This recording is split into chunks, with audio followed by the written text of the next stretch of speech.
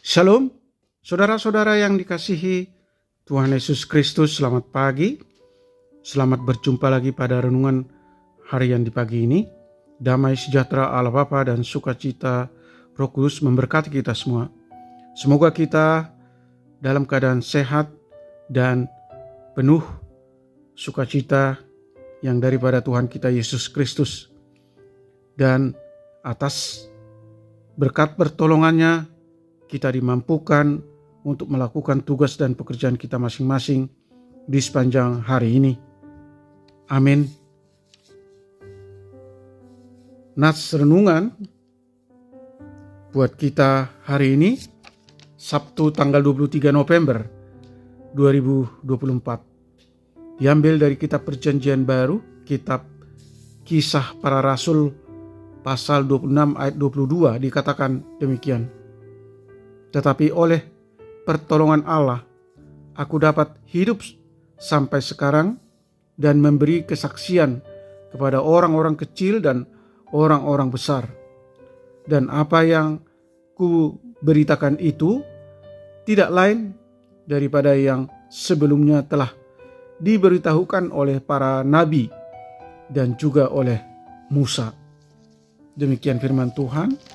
Tema renungan, Allah lah yang menguatkan aku memberitakan kebenaran. Saudara yang dikasihi Tuhan Yesus Kristus, nas ini bermula dari pengaduan orang Yahudi tentang Paulus kepada Raja Agripa, dan mereka mengatakan bahwa Paulus membelokkan kebenaran. Lalu Paulus menjawab tuduhan itu melalui kesaksian imannya bahwa ia dahulu adalah pembunuh orang Kristen dan para imamlah yang memberikan kuasa kepadanya untuk melakukan itu. Tetapi melalui Tuhan yang menangkap Paulus di Damaskus, dan akhirnya dia menjadi saksi Kristus sejak saat itu. Dan atas dasar itulah orang Yahudi semakin membenci Paulus, dan Raja Agripa mau menghukum Paulus. Tetapi melalui kesaksian Paulus, justru Raja Agripa hendak menjadi pengikut Kristus. Saudara yang dikasihi Tuhan Yesus Kristus, sungguh berat apa yang telah Paulus alami sejak menjadi pengikut Kristus. Orang Yahudi semakin membencinya karena dia tidak mau lagi membunuh orang Kristen. Bahkan sebaliknya, melalui kesaksian Paulus semakin banyak pula orang yang percaya kepada Kristus.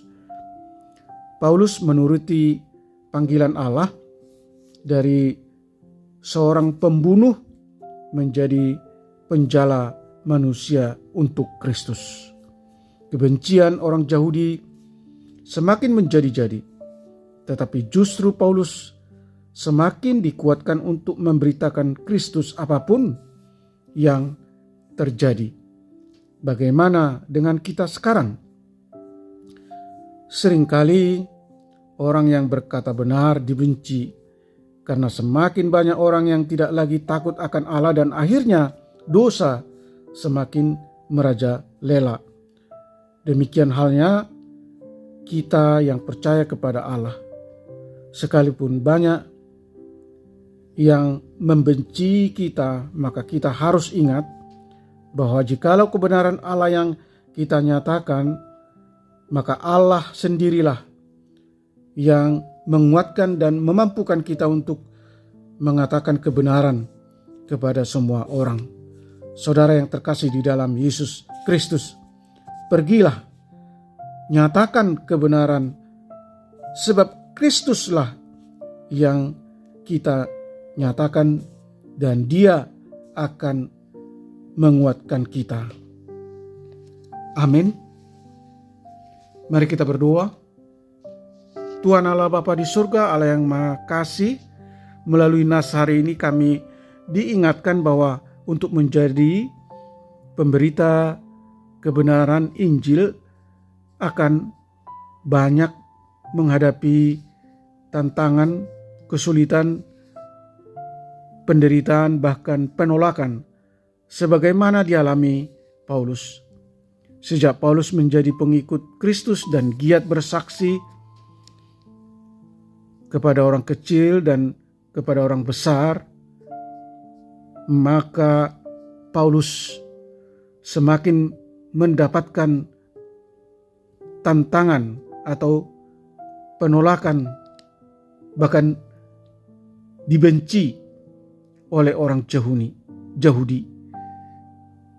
Oleh karena itu Tuhan, tolong kami untuk dapat memiliki keberanian untuk bersaksi dan untuk memberitakan Injil kepada banyak orang, meski kami harus mengalami tantangan atau dibenci atau mendapatkan penolakan dari berbagai pihak.